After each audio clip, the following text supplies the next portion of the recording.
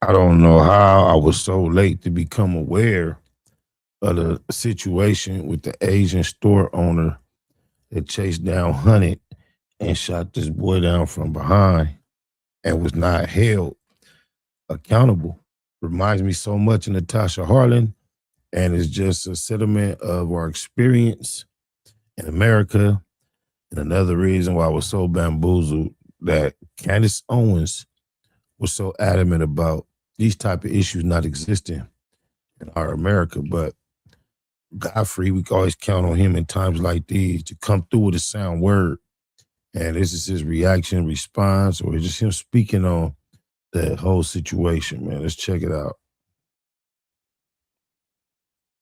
News, I'm Janaba. So yeah, we will boycott a lot of and we will affect your.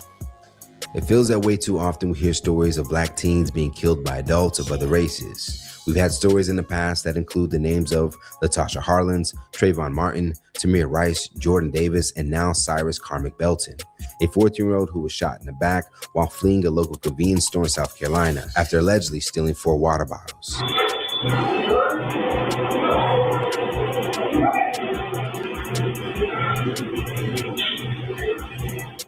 The shooting, which took place back in 2023, would finally see its day in court this past week, with the Asian owner of the store where the alleged theft and killing would take place would be found not guilty for murder, sending instant reactions across social media.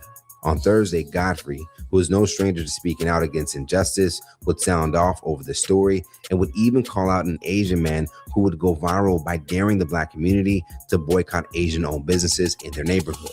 Man that did it is Ricky Chow or whatever. There's other footage of him fighting black kids and harassing black kids, and he shot at black people before. So this guy has had a habit of doing this to black people in South Carolina. So we want to boycott this specific store because he killed somebody's son for no reason over a bottle of water. What we want to do is boycott people who treat us like. I love when the black community says, let's boycott Asian businesses. Please do. We'll get rid of the Chinese takeout. Yeah, take the Chinese takeout out. That's whack anyway. You serve us bullshit, GMO, all that. We get fat because the food that's in the hood is not good for the black people. There is good Chinese food, but the shit you serve is usually trash. Black man invented dry cleaning anyway. We'll be fine with the dry cleaning. We will find another place to get our dry cleaning at. We don't need liquor. See, all the things, a lot of stuff you were naming is that has been killing us anyway. So we need to change up our anyway. Liquor. Things, of course, a lot of stuff made in Asia. That's fine. But guess what else? Asians do. Copy black culture. That's what you do. So you should stay the fuck out of black culture too, sir. And then you say, a lot of us do go to college. You're being outworked by immigrants who barely speak English. And you're not embarrassed? Black women have the highest degrees in America. Black people go to college too. So yeah, we will boycott a lot of and we will affect your. Now, as far as the video Godfrey will reference, it will be first shared by content creator named Hear Me Out, who appears to have since deleted his page. In the video, he will go on to express how bad it would be for black communities if they go against Asian-owned businesses. I love when the black community says, let's boycott Asian businesses. Please do. We'll get rid of the Chinese takeout, the dry cleaners, the laundromats. Let's get rid of the liquor stores as well. Get rid of the Jordans you guys wear, the Nikes you wear, the shower caps, the Hondas, the Hyundais, all your car electricians, the electronics in your house, the Sony, the TV system, your sound system, the microphones that you guys use to rap and speak about awareness for the black culture and the hip hop culture. Where do you think that's made in? That's made all in Asia. And here's another thing for you guys. You guys want us to leave the neighborhood so bad? Oh, Asian people are not neighborhoods. We're in white neighborhoods. We have our own Chinatown. We have our own Koreatown. You think we really need you guys to benefit off and make money? A lot of us do go to college as well. You're being outworked by immigrants who barely speak English. And you're not embarrassed?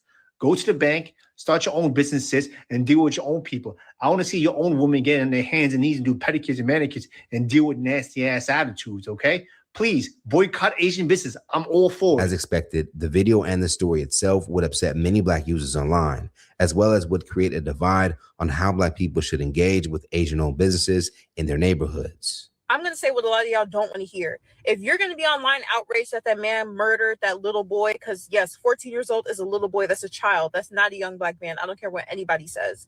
You need to stay out of their nail salons. You need to stay out of their beauty supply stores. You need to stay out of their gas stations, their corner stores. We need to have a backbone. As a collective, the black community is spineless as I don't care. I will say it. We haven't efficiently boycott shit since the Montgomery bus boycotts. I can't think of a time that the black community has actually realized the power of the black dollar, withheld it, and made a change from. There was no cohesiveness. The struggle was far more apparent in the time she's referencing, which caused a lot more cohesiveness. There was a lot less apparent resources that caused a lot less laxation. And it was easy to charge up a large percentage of the people. Nowadays, people just, I don't know if it's too sophisticated or what. Boycotting. Y'all be talking about Target, but Target, you put a little dent in their sales. They're still up, functioning, running, not shutting down stores, doing what they want to do. Haven't made any real change because y'all can't stay out of Target. Let me address that funny looking boy that got up on this app to talk about black people needing the Asian community and how what we do ain't gonna really affect them and all this type of stuff, and how we need their nail salons and their restaurants and all this and XYZ. Then why the fuck y'all in our communities? How about y'all stay out of our communities? How about y'all go buy land in the suburbs or the white folks communities and put y'all beauty supply stores there, put all y'all shit there. Stay out of our neighborhoods. But the thing about it is, black people, I give this to us because we love supporting any and everybody. We're a melting pot because America is a melting pot. We just want to be, nice. Ain't no excuses. We got to cut that shit out. Quit making that shit sound cool.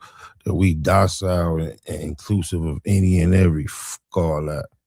Every fucking body. As far as the latest surrounding the case, many others are speaking out about it, including the young man's parents, who felt that their son was racially profiled by the owner, Rick Chow, and his family before any of this happened. He was racially profiled. He followed him around. He was shopping. He took 4 waters. He put them back. He even showed them by shaking his hoodie that he took nothing. And he walked out of the store. He didn't argue with them. He didn't have any confrontation. I said, Harlan put the orange juice down, walked out the store, and was shot from behind. Same exact shit, man, 30 years later. He didn't curse them. He just walked out. He was respectful. And yet 2 grown people chased him. He fell and they shot him. He shot him dead, like as if he was a dog. And I do not understand how that jury can come back and say that he was not guilty. He was in a runner stance. It was shown by the pathologist, and they said he was not guilty. Now, a huge part of the debate is what really happened, and did the young man whose gun, according to his defense and witnesses, would fall off of him during the chase, ever pose any threat to the owner or his son who initiated the chase, have the right to shoot him. According to Chow and his team, they claim the young man would aim his gun at Chow's son, whose testimony appeared to be a bit unclear if the 14-year-old ever faced towards him during the chase, causing some to believe that he was lying and that the boy was unjustly killed. Chance to answer my questions, and they're not hard, are they? At any point, did he turn and engage with you? You understand that word? He did not. Okay. At any point, did he stop? If he did not, and he gets shot in the back, how is it not guilty? I don't understand this, bro. This shit is frustrating. I don't get it, bro. And turn towards your dad and pull out a gun in the store? Towards my dad, no, sir. Did he do that to you in the store? No, sir. Did he do that when y'all chased him in the spring tree? Did he turn around before y'all left the parking lot and point a gun at you? No, sir. But you continued to chase him, though, didn't you? Now, one user online who stayed up to date with the trial would piece together surveillance videos of the incident to show that Cyrus first complied with the owner's request of leaving his book back at the door, returned the alleged stolen water bottles before leaving, would go on to show that he had not stolen anything, and walked away calmly before being chased and shot in the back. Cormac Belton's parents plan on pursuing a civic lawsuit against Chow next. As far as the store itself, protesters would flood the business following the not guilty verdict. In response, however, local police are wanting people to know that the Chows no longer own the store. According to local outlet Post and Courier, county records confirm the property was sold to a new owner for $1.1 million in 2023, and the defense attorney for Chow has confirmed that the family no longer has any ties to the business. Rick Chow, who was in jail since 2023 after having his bond be denied multiple times, is now free. Let's talk about it more in the comments below. And for more news in comedy, culture, and sports. Oh man, that shit is so hard to watch, take in, accept. I can't enough. What can you say? What logic can they place behind that? This dude is doing absolutely everything within his power to get away from these people. They tracked him down, hunted him down like a dog, shot him down from behind, and went free. That we just heard the boy testify he never turned and threatened them with a weapon. Rest in peace to Cyrus, cuz this shit crazy. They don't give a fuck about us. Get you some money, you gonna feel different. Straight up. You might even, all that other advice I could have gave you, this the short version. You know, get you a couple dollars, man, you gonna feel different. Next little Nip Hustle. Big shout out to SPI, Spotter Low. You know, I'm in the black box, had to come through, tap in, show love one time. Yeah, y'all make sure y'all subscribe. Stay tuned, all that.